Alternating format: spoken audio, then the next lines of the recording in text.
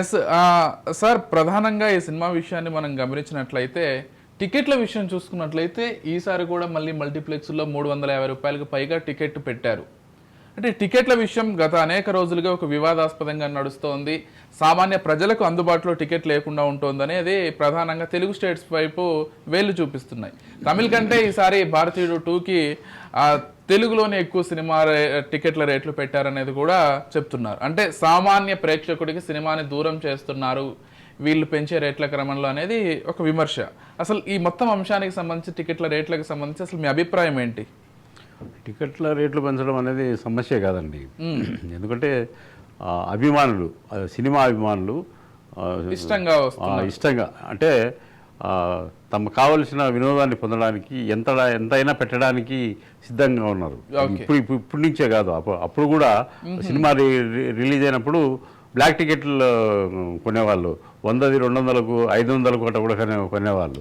Cinema బాగుందంటే ఖచ్చితంగా డబ్బు అనేది సమస్యే కాదు, మంచి సినిమా చూడాలి అనే ఒక ఉద్దేశంతో డబ్బు పెట్టడానికి వెనుదీయారు. ఇప్పుడు ఎన్ని రేట్లు పెరిగినాయి ఎన్ని అని చెప్పుకోవడం అనేది అనవసరమైన చర్చ అసలు. ఓకే, అంటే coming to Telugu and Tamil cinema, ఈ రెండు ఇండస్ట్రీకి సంబంధించి నటన పరంగా లేకపోతే సాంకేతిక పరంగా ఎటువంటి తేడాలు గమనిస్తారు మీరు ఎక్కువగా? ఎందుకంటే ఇప్పుడు మళ్ళీ తమిళ సినిమా తెలుగులో రిలీజ్ అవుతోంది, ఇప్పుడు తెలుగు సినిమాలు కూడా ఎక్కువగా తమిళ్లో రిలీజ్ అవుతున్నాయి. రెండు ప్రాంతాల్లో కూడా హిట్లు అవుతున్నాయి. ఈ సినిమాలు అక్కడ హిట్ అవుతున్నాయి, ఆ సినిమాలు ఇక్కడ హిట్ అవుతున్నాయి.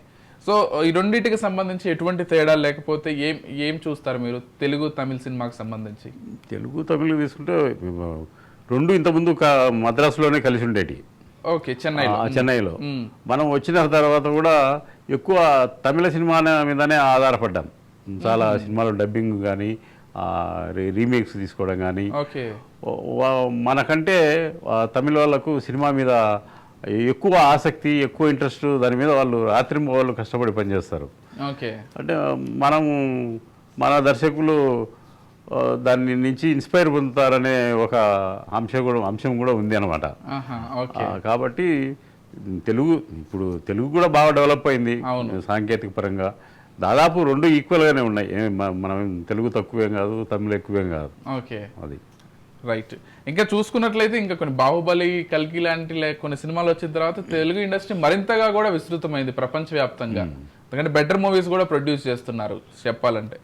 అండ్ సీనియర్ హీరోలకు సంబంధించి ఇప్పుడు కమల్ హాసన్ లాంటి వాళ్ళు ఇంకా సినిమాలు తీస్తున్నారు, హిట్లు కూడా అవుతున్నాయి.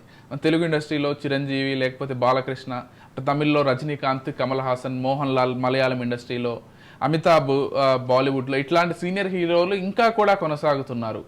అంటే ప్రేక్షకులకు దగ్గరగా ఎప్పుడు ఉండడమా లేకపోతే ఏంటి? ఇంత వయసు వచ్చినా కానీ వాళ్ళు హీరోలుగా చేస్తున్నారు, మంచి మంచి సినిమాలు కూడా ఇస్తున్నారు.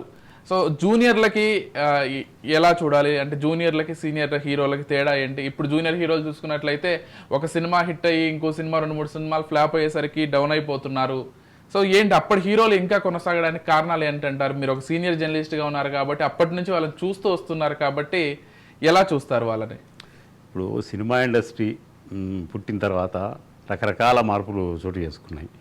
ఇప్పుడు ఎన్టీఆర్, అక్కినేని నాగేశ్వరరావు గారు వీళ్ళందరూ యాక్ట్ చేసేటప్పుడు వాళ్ళు 60 ఏళ్ళ వయసులో కూడా కాలేజీకి వెళ్ళేవారు బుక్కు పట్టుకొని, దాన్ని చూసి ఎంజాయ్ చేశారు. అయితే జనరేషన్ మారే కొద్దీ ప్రేక్షకుల అభిరుచి కూడా మారుతూ వస్తుంది అనమాట. ఇప్పుడు ఈ హీరోలు ఇప్పుడు 60 ఏళ్ళప్పుడు మళ్ళీ కాలేజీ పోమంటే ఎవడు చూడడు. ఇప్పుడు అప్పుడు చూసిన సినిమాలు ఇప్పుడు హాస్యాస్పదంగా అనిపిస్తాయి. ఈ జనరేషన్కి ఏం కావాలి? ఈ జనరేషన్ హీరోలు వాళ్ళవే ఎక్కువ చూస్తారు. ఈ సీనియర్ హీరోలు వాళ్ళ వయసుకు తగ్గ పాత్రలు వేస్తే కొంతకాలం మనుగడ సాగుతుంది అనమాట.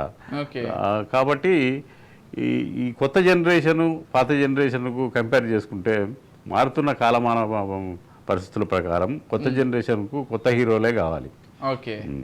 ఈ పాత హీరోలు వాళ్ళ వయసుకు తగ్గ క్యారెక్టర్లు వేసుకుంటే అవి ఖచ్చితంగా హిట్ అవుతాయి.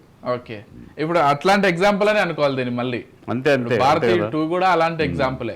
ఇప్పుడు దర్శకుడు 26, 27 సంవత్సరాల కిందట ఆయన మంచి యంగ్లో ఉంటాడు, ఆయన బ్రెయిన్ కూడా బ్రహ్మాండంగా పనిచేసి ఉంటుంది. అప్పుడు ఆ సాంకేతికత వేరు, అప్పుడు ఉండే పవర్ వేరు, అప్పుడు ఉండే ఆలోచన విధానం వేరు. వయసు పెరిగే కొద్దీ ఈ జనరేషన్కు ఏం కావాలో ఆయన తెలియదు కదా, ఆ జనరేషన్కు కావాల్సింది ఇచ్చింటాడు. అప్పుడు అందుకే అందుకే అది అంత పెద్ద హిట్ కనెక్ట్ అయింది జనాలకు కూడా అప్పట్లో.